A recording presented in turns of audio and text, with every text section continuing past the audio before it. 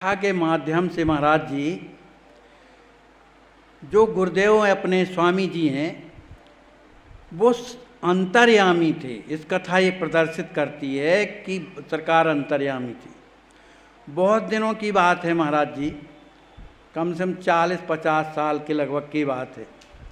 भगवान ने बड़ी कृपा किया था जो हमारे घर में गरीबी दिया महाराज। मतलब हमने अपने जीवन में इतनी गरीबी आज अनुभव करते हैं, बहुत ज़्यादा गरीबी थी, जहाँ खाने को भी कुछ ना मिले, लड़कों बच्चों का पालन करना, पूरा परिवार चलाना, उसमें भी कोई भी काम करते थे वो पूछता नहीं था महाराज। खेती भी करते थे तो उसमें कुछ नहीं होता था, ये परिस्थिति थी।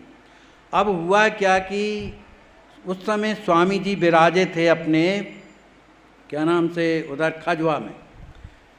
उधर पर जो है सावन झूला चला करता है श्रावण में, तो हमारे हृदय में भाव आया कि चलो सरकार का दर्शन करें आए। मन में इच्छा हुई कि चलो सरकार का दर्शन करें आए, सावन झूला है, लेकिन मन की मन में रह गई। जाएं तो जाए में जैसे कैसे जाएं जब पैसा पास में नहीं, ये समस्या, बड़े दुखी थे हम। लेकिन इच्छा इतनी प्रबल थी कि चाहे जैसे हो चले जाएं, नज़दीक होता तो पैदल चले जाते, लेकिन दूर था रीवा के आगे खजवा। हम बड़े दुखी बैठे थे, तो इनने कहा क्या बात है। तो हमने कहा भाई हमारे हृदय में भाव आया कि हम सरकार के दर्शन कर आएँ, लेकिन अब समस्या ये है कि हमारे पास पैसे नहीं है और ना कोई गरीबी में मांगने पर देता है महाराज जी। तो हम बड़े दुखी थे। तो इसके पास 2 कंगन थे चांदी के महाराज जी, चांदी के गजड़ा होते ना, उसने उतार के तत्काल दे दिया, कहा इसको बेच के और आप जो है दर्शन करने चले जाइए। हम गए तो शाहनगर में महाराज उनको बेच दिया हमने। अब कितने को ही याद नहीं हमको कितने का हुए, कि हम ये है कि किराया भाड़ा आने जाने का हो जाए। हमने बेचा और बस पकड़ी और सीधे खजवा पहुंची। शाम हो गई थी, स्वामी जी बाहर विराजे थे। उस समय इतना जंका मंका नहीं था, साधारण कुटी बनी हुई थी जहाँ सरकार भजन करते थे। ऊपर एक पटोहा था जहाँ बैठ करके ध्यान करते थे। तो बाहर बैठे थे, उसी समय हम पहुँचे, चरणों में प्रणाम किया। स्वामी जी ने देख करके आशीर्वाद दिया।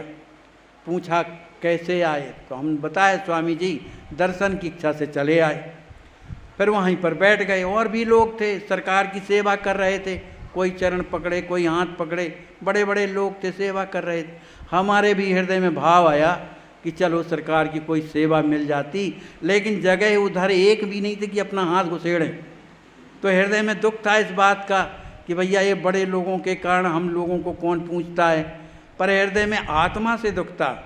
उसी समय स्वामी जी वहाँ से उठे, ये हमारे हृदय में बात चल रही थी, और सरकार वहाँ से उठे और अपने कुटी में गए। तो नीचे पलंग पड़ा रहता था, उसी में जा कर के लेट गए। हम जल्दी भागे वहाँ से, सरकार लेटे हुए थे, तो जा कर के चरण दबाने लगे धीरे धीरे। स्वामी जी बोले रामदास जी बैठिए। मैं तो हाथ जोड़ लिया, हमने कहा सरकार उतने दूर से आए हैं कि चलो सरकार की कुछ सेवा मिलेगी, अब आज्ञा हो रही है कि बैठ जाओ। स्वामी जी उठ के बैठ गए। कहा पहले ये बतावा आप कि तुम स्वयं प्रसन्न हुए, ख्याल था कि स्वामी जी की प्रसन्नता के लिए आते हो। तो हमारे हृदय में तो जो बात थी कि सरकार अपनी प्रसन्नता के लिए आए हैं सरकार, और इसीलिए सेवा कर रहे हैं अपनी प्रसन्नता के कारण। कहे नहीं, ये स्वरूप नहीं होना चाहिए। आप उतने दूर से आए हैं, थक गए हैं, है ना, हमारे कोई हाथ पैर दर्द तो करते नहीं है, लेकिन तो आप बैठिए, इसमें गुरु की आज्ञा का पालन करना चाहिए ना, ऐसा नहीं सोचना चाहिए, है ना। और ऐसे ही बोलते बोलते सरकार भावावेश में हो गए। कहने लगे दीवाल के उस पार कौन, बिल्कुल सरकार की शब्दावली बोल रहा हूँ, शब्दावली सरकार की जो निकली है उसी को मैं बोल रहा हूँ कि दीवाल के उस पार कौन खड़ा है, मैं अपने राम जानते। कौन आकर के चरणों में किस भाव से प्रणाम कर रहा है, ये अपने राम जानते हैं। लोग कहाँ क्या कर रहे हैं, ये अपने राम जानते हैं। हमें कौन चूतिया बना सकता है।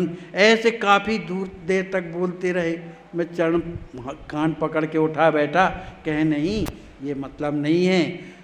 जिसमें गुरु जी की प्रसन्नता हो, आप उतने दूर से आए, हमारी प्रसन्नता है कि आप ताके मांदे विराजो, ये बात है। बाकी बुराई हमको बुरा नहीं लग रहा, आप उतने दूर से आए हैं तो भैया इतने सहायता किया महाराज तो सरकार का दर्शन मिल गया।